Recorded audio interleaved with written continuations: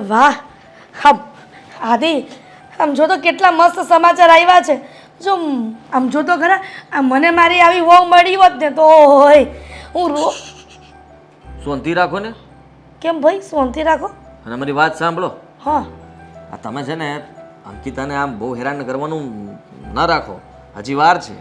હા, એક સાથે બધો ડોઝ આપી દેશો, દુઃખ આપશો તો હા ઘર છોડીને ભાગી જશે. ભલે ને જાય, સારું ને, જાય તો જાય. આપણે વહુ મસ્ત લાવવાની છે ને, આ જેવી મેં ફોટામાં જોઈ ને એવી જ. તું કહેતો તો ને. તમે સમજતા નથી. આ મીરા સાથે હજી કન્ફર્મ નથી થયું કે મારી સાથે લગ્ન કરવાની છે કે નહીં. કન્ફર્મ જ હોય ને યાર. બેટા તું એને પ્રેમ કરે છે, તને પ્રેમ. હા પણ પ્રેમ કરે છે, હું એને કરું છું, બધી વાત બરાબર છે, પણ એકવાર હજી એને મારે પૂછી લેવું છે કે લગ્ન કરવા માટે તૈયાર છો ને? તું મારી સાથે લગ્ન કરવા માટે તૈયાર છો ને? પછી જો એ ફાઇનલી હા પાડી દે ને, પછી તમારે અંકિતા સાથે જે કરવું હોય એને કરજો. હા, એને તમારે મારવી હોય તો એ છૂટ છે, જેટલા ઘરના કામ કરવા હોય એટલા કરાવજો, મેણા મારવા હોય તો મેણા મારજો, જે કહેવું હોય ને એ તમે કહી શકો છો. અને એમ પણ મને તો એ ગમતી જ નથી. હા, મને પણ ત્યાંથી લઈને આવ્યા છો, કંઈક સમજાતું નથી મને. ઓહ આદિ, હું લઈને નથી આવી. આ જે પણ કરીને ગયા છે ને એ તારા પપ્પા કરીને ગયા છે. આ એના કારણે આપણે ભોગવવું પડે છે. એ જ તો વાત થઈ ને, ભોગવવાનું તો આપણે જ રહ્યું ને. હા વિચાર કરો. હા સારું, મેં ક્યારેય નહોતી કલ્પના કરી કે આટલું બધું ભોગવવું પડશે, પણ હવે કરવાનું શું? સારું, મને કહેતી હતી કે મમ્મી મને ખીજાતા હતા, અપમાનિત કરતા હતા, બરાબર નહીં ખખડાવી. મેં પણ કહી દીધું કે ભાઈ જો તું મને ગમતી નથી. હા તો ઠીક, હવે વચન માટે તારી સાથે લગ્ન કરી અને રાખી છે અહીંયા. અને આમ પણ એ આપણા ઘરના કામ કરવા માટે તો રાખી છે. હા અમારી જ છે ને. હા, તો જો એ જતી રહેશે તો વિચાર કરો કે ઘરના કામ કોણ કરશે? હાલે. હા, તકલીફ પડી જશે ને. તો સાચી વાત કરી. તો પછી એટલા માટે થઈને તમે થોડો સમય છે ને રાહ જુઓ. હું આજે જ મીરાને મળવાનો છું અને મીરાને મળીને બધી વાતની ચોખવટ કરી લઈશ. એકવાર મીરા મારી સાથે લગ્ન કરી લઈને પછી અંકિતાનું જે થવું હોય તે થાય. આદિ, ત્યાં સુધી ભલે ઘરમાં રીતિ વાત બરાબર છે, પણ અંકિતાની સામે મને જવું નથી ગમતું. એનું મોઢું પણ કાઢીને જોવું નથી ગમતું. આ જે હોય તે હા જે ફાઇનલ થાય ને મને કહી દે છે. અને સાંભળ, અંકિતા સાથે હું સારો વ્યવહાર તો નહીં જ કરું. હો, સારો વ્યવહાર કરવાની વાત નથી કરતો, પણ હમણાં તમે જે દબદબો બનાવવા માંગો છો ને એ થોડોક ધીમો રાખજો. હા, તમારો હાથ પાછો ભારે હા નહીં ને એના પર પડી ગયો અને મરડાઈ ગઈ તો એટલા માટે સમજો કે જરા તમારા હાથ ઉપર કાબુ રાખજો. જીભ ઉપર ના રાખો તો ચાલશે. જીભથી તમારે જે પણ કહેવું હોય એ કહી શકો છો. આદિ, મને એ સમજાતું નથી કે આ કયા પ્રકારની માટીની બનેલી છે. આપણે આટલી બધીની અવગણના કરી છે તો પણ એને પિયર જવાનું નામ નથી લેતી. મને તો એમ હતું કે એની જાતે જતી રહેશે, કે મારા ઘરમાં રહેવું જ નથી, પણ એવું તો કંઈ બનતું જ નથી. સાવ સાચી વાત છે, પણ એવું નથી બનતું તો આપણે બનાવી દઈશું ને. હા, કહી દઈશ કે હું લગ્ન કરવા જઈ રહ્યો છું, હવે તું તારો રસ્તો કરી લે, તારે જ્યાં જવું હોય ત્યાં જા, અમને ને અમારા ઘરને છોડ. હા આદિ, આ જ્યારથી આ ઘરમાં આવી છે અને લગ્ન કરીને ત્યારથી હું આજુબાજુવાળાના પરિવારના કુટુંબની બધી વાતો મારે મેણાપ તરીકે સાંભળવી પડે છે. આ બધા કહે છે કે પ્રસંગમાં જાઉં ને તો કે આવી કાળી વહુ ક્યાંથી લઈ આવ્યા? આ તમારો આદિ આટલો હેન્ડસમ છે, આટલો ઇન્ટેલિજન્ટ છે, આટલો હોશિયાર છે, તો પણ તમે આ તમારા દીકરા માટે આવી કાળી વહુ લઈ આવ્યા, તો મારે એને કેટલાકને જવાબ આપવા કે તું? સાવ સાચી વાત છે તમારી. હા, મને પણ શરમ આવે છે.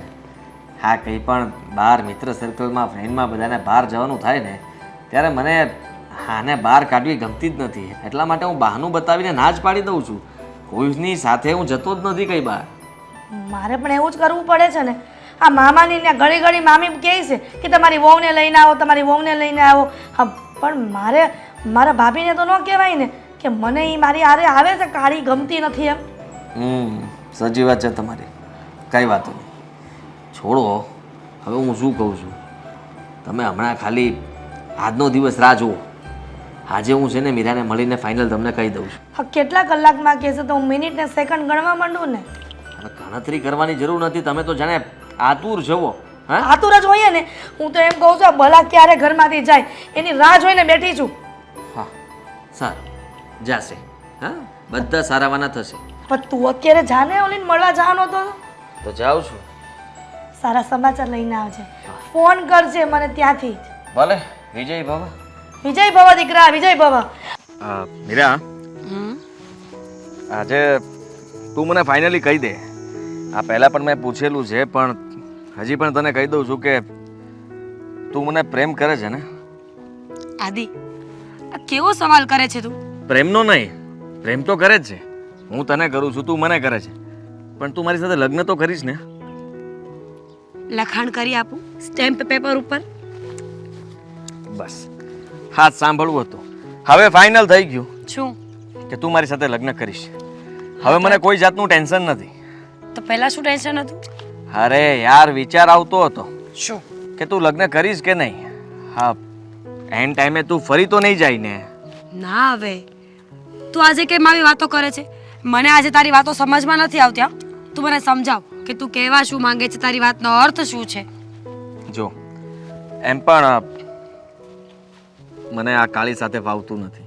હા, કાળી બોબડી જરાય મને બિલકુલ ગમતી નથી. એવું નહીં બોલ ને. અરે તને ખબર છે ને, મજબૂરીમાં લગ્ન થયા છે મારા. મારે તો લગ્ન ત્યાં કરવા જ નહોતા, છતાંય તે આ બધું છે ને પપ્પાના લીધે થયું હતું. હા, અને આદિ, મને મુસીબતમાં નાખીને જતા રહ્યા. ખબર છે મને કે તું એને લાઈક નથી કરતો, પણ જો આ કોઈનું બોડી શેમ કરવું ને એ બહુ ગંદી વાત છે, સ્પેશિયલી લેડીઝનું.